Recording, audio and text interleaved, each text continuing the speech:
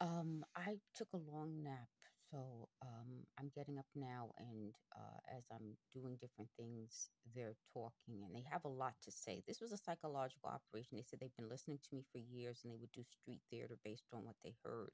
So clearly, all the lies about me in the character assassination are just that, lies and character assassination.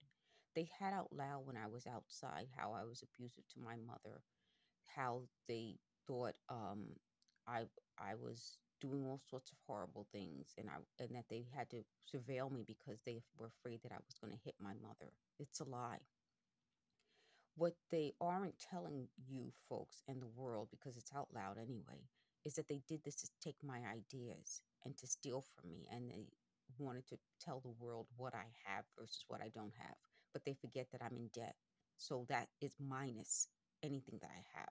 So they thought that I was going to do something to, like, some of their suggestions, some of their criminal suggestions. I won't. It was just going to get me into trouble. um the part of this that they keep talking about now is that they keep saying something along the lines of uh they would have killed me off earlier. That's what they do to black people.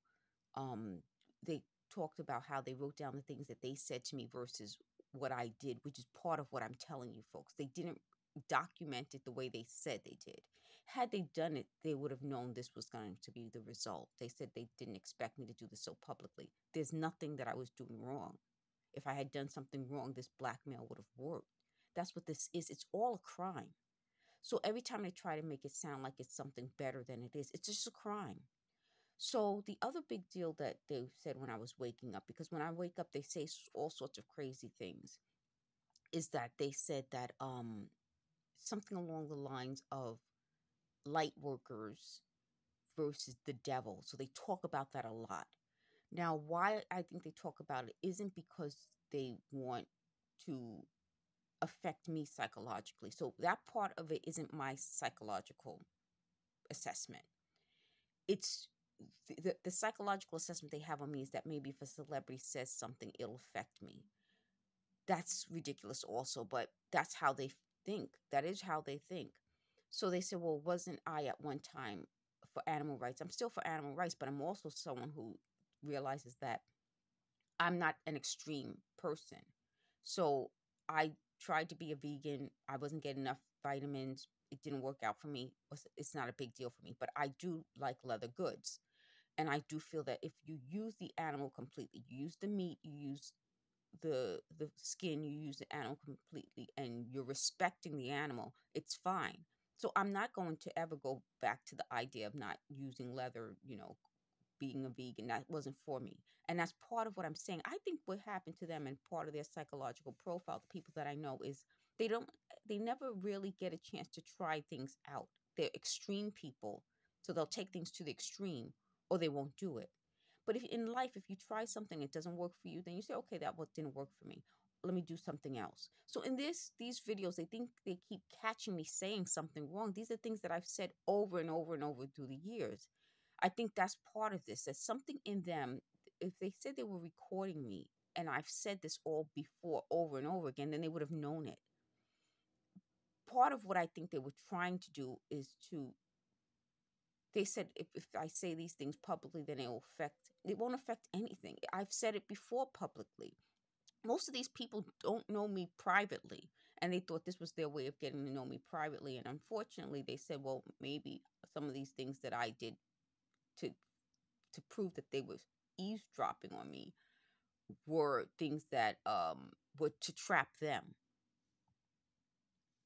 The other thing they keep making a big deal about is I did a video where I couldn't see what the organization was that with the minority undergraduate students of excellence program, that I couldn't see it was American Psychological Association.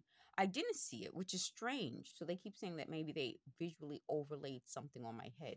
But you guys know I have this blocking, so nothing comes in direct contact with my head. That probably wasn't it. Like I said, the day that I woke up with my eyesight cloudy, there is a problem with my eyesight because of this. I'm looking right at the numbers of minutes, and you guys know this from a video, and it's blurry. So there is a problem with my eyesight. They said, well, they can take away my driver's license. Anything to scare me. You hear what they're saying? Oh, they could take away your driver's license. Oh, they could do this. Meaning it's a scare tactic. And I'm going to title this, these are the scare tactics. So here are the list of scare tactics. So if you're going through this, you'll know. They'll find something that you are afraid of, they'll use that. They'll find something that they're afraid of, they'll use that. And what they're trying to do is create a program. The personality program, it's not original.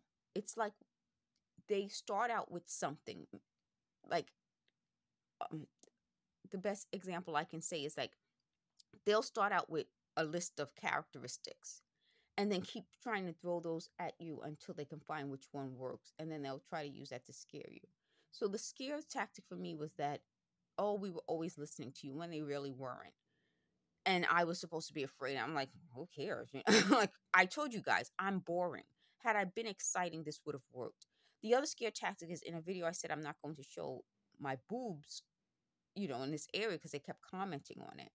But when I was trying to balance something, I showed my t-shirt. You cannot see my breast through this. It's a very loose fitting shirt, and you can't see the form of my breast. I don't want to give them anything sexual, because that's part of how they were using this to create pornography and those images.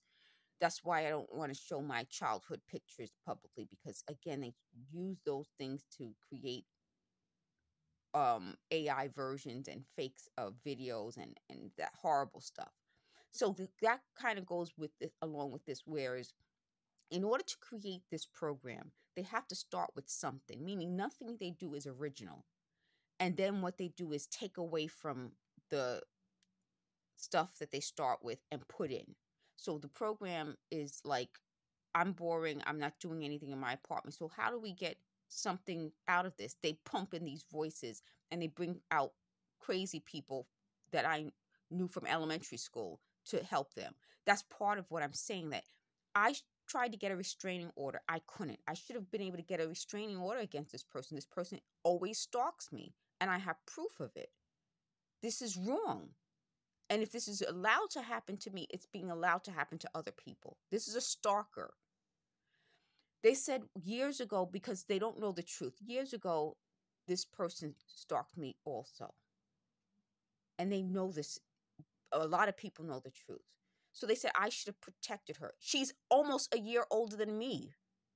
How could I, as a child, protect another child? That the people who should have dealt with this were all the adults around this person. This person had aunts and uncles and parents, two parents, cousins, grown-ups who could have done something.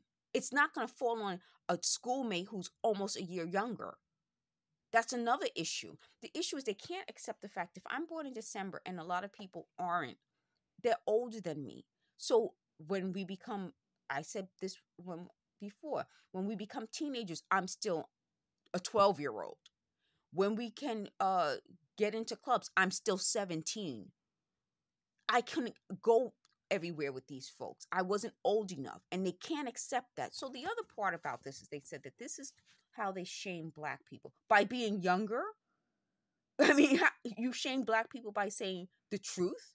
No, you shame the devil by saying the truth. So if they want to talk about the devil, I'm going to go. That's part of why I need to do these videos, to teach the younger generation what we learned and how we were able to avoid these things. Because we had a generation of older people who said, you tell the truth and you shame the devil. The devil can't take the truth. The devil is disguised with lies. That's how the devil gets new victims, because they disguise themselves. And every time they get a new victim and the new victim sees underneath the mask, the devil hides the victim away. So that's another scare tactic, that the truth is something to hide from. No, the truth is what you need in these cases.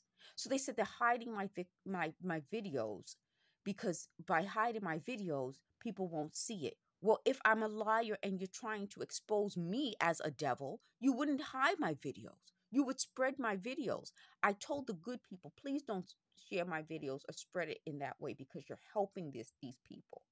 these people were putting messages and yelling things in the background, and that was their way of communicating with other people.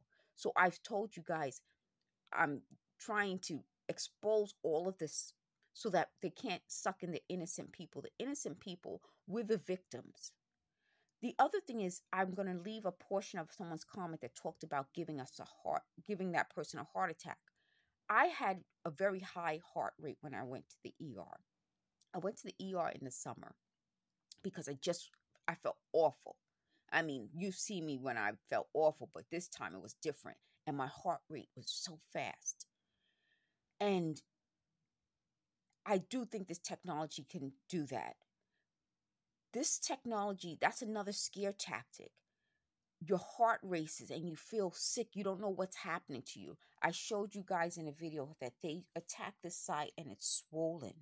And this part is raised, but this part isn't. You see how my collarbone goes in like this? On this side, it doesn't. And let's see if I can get, you see how that doesn't go in the same way. And look at it compared to this. And I'll move. You see me moving my shoulder and you see the collarbone. Here, me moving my shoulder. You don't see the collarbone as much. So all of the things that they've attacked, it has to be exposed. They keep trying to use a psychological program. They said this psychological program is based on Catholicism or highly religious people, or people to me who don't experience life in the same way. And that's part of what I'm telling you. There's something about this program that's based on isolating people, alienation of affection, meaning alienating them from people who care and love them, and also having more life experiences. They talked about when I was in Bloomingdale. When I was in Bloomingdale, customers were coming from different places, and I would say, oh, yeah, I've visited that place. And so someone overheard and they said, oh, you only visited because you were a flight attendant. Now, that isn't true. But they thought that was like a way of, putting it so that it's like, oh, you only had those experiences because you were a flight attendant, as though it's I can't explain it other than to say that that was sort of their way of like, oh, you only had that because you're a flight attendant, which isn't true. But part of why that's so important is it's another tactic they use, that in order for them to feel superior, they have to find out, well, how did you get this? How did you experience that? And they feel superior, as though their jobs give them perks, and other people could do the same thing to them. If you work at a department store, any department store, and you dress really well, people would say you only have that because you work at a department store, and those people would be offended. And that's part of what I'm saying. There's something in this whole program, in their thought process and their personality assessment, which means that they have to feel superior to you. They have to feel like, oh, well, you only got that because of this, or you only have that because, and it's that attitude. And I say, what's the big deal? I mean, you're doing a job, meaning you're not being handed stuff. It's part of your pay, pretty much. You you don't get paid such and such and such, but part of what you get paid is that you get the travel benefit if you're a flight attendant. You get the discount on the clothing if you work at a department store. You get the connections to whatever if you have whatever job. It's part of your pay. And if you don't get that, you would be paid more. And that's part of what I'm saying. There's something in their personality assessment that doesn't want to acknowledge that